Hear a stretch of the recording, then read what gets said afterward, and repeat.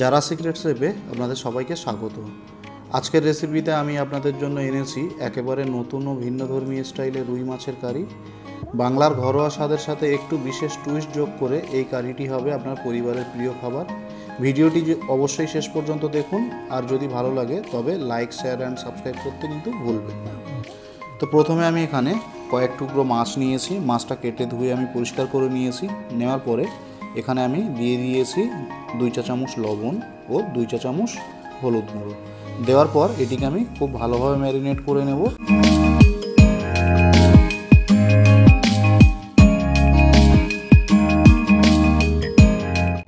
তো দেখতেই পাচ্ছেন আমি এটি খুব ভালোভাবে ম্যারিনেট করে নিয়েছি। এটিকে আমি এখন সাইডে রেখে দিয়েছি 10 মিনিটের জন্য।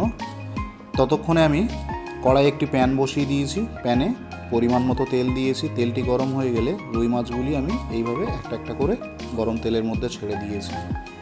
তো রুই মাছগুলি যখন একটা সাইড ভাজা হয়ে যাবে তখন আমি এগুলিকে এইভাবে অপর সাইডে উল্টে দেব। তো এগুলি বারবার এইভাবে উল্টে পাল্টে আমি মাছগুলিকে খুবই ভালোভাবে ভেজে নেব। তো মাছগুলি এখন আমার পারফেক্টলি ভাজা হয়ে গেছে। এগুলিকে আমি এখন একটা পাত্রে তুলে নিয়েছি। এখানে আমার বাকি যে মাছটুকু ছিল সেটুকু আমি ভেজে নিয়েছি। ভেজে নেওয়ার পর আমি একটা কড়া নিয়ে নিয়েছি। কড়াতে আমি পরিমাণ মতো তেল দিয়ে দিয়েছি। তেলটি গরম হয়ে আসলে আমি এখানে ফোড়নে দিয়ে দেব গোটা জিরে, গোলমরিচ ও কিছু কালো জিরে। দেওয়ার পর তেলটি আরেকটু গরম হয়ে আসলে আমি এখানে দিয়ে দিয়েছি আমাদের পেস্ট করে রাখা পেঁয়াজগুলি। পেস্ট করে রাখা পেঁয়াজগুলি দেওয়ার পর আমি ততক্ষণ পর্যন্ত অপেক্ষা করে নেব যতক্ষণ না পেঁয়াজের কালারটা একটু চেঞ্জ হয়ে যায়। তো প্রসেসটা আমি একটু ফাস্ট করার জন্য আমি দিয়ে দিলাম এখানে 1 চা চামচ লবণ।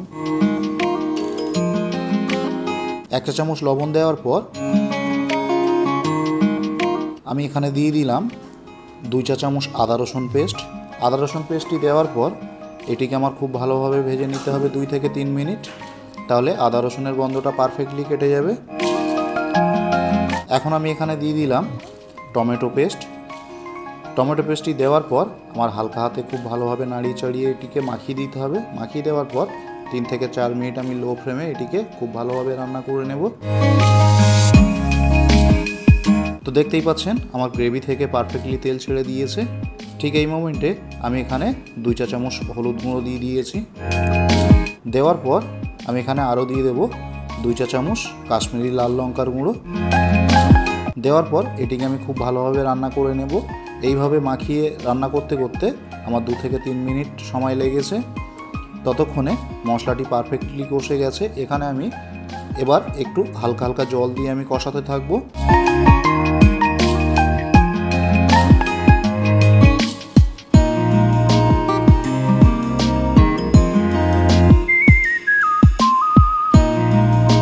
এখন আমি গ্রেভির আন্দাজ করে এখানে পারফেক্টলি জল দিয়ে দিয়েছি। এটিকে আমি আরেকটু কষিয়ে নেব। কষিয়ে নিয়ে যখন এই গ্রেভি থেকে তেল ছেড়ে যাবে তখন আমি এখানে দিয়ে দেব 1 চা চামচ ধনিয়া গুঁড়ো। ধনিয়া গুঁড়োটা দেওয়ার পর আমি এটিকে আরও 1 থেকে 1.5 মিনিট রান্না করে নেব।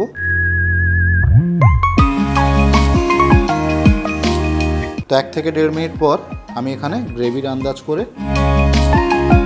পরিমাণ মতো জল দিয়ে দেব। জল দেওয়ার পর এটি একটু নাড়িয়ে আমার মাখিয়ে দিতে হবে। মাখিয়ে দেওয়ার পর আমি এখানে একটু লবণটা টেস্ট করে নেব ও স্বাদ মতো লবণ এখানে দিয়ে দেব। দিয়ে দেওয়ার পর আমি এখানে টেস্টটিকে একটু ব্যালেন্স করার জন্য আমি সামান্য চিনি দিয়ে দিয়েছি। এখন আমি এটিকে ঢাকা দিয়ে 5 থেকে 7 মিনিট ভালোভাবে ফুটিয়ে নিয়েছি। ফুটিয়ে নেওয়ার পর আমি এখানে ভেজে রাখা মাছগুলি একটা একটা করে গ্রেভির মধ্যে ছেড়ে দেব।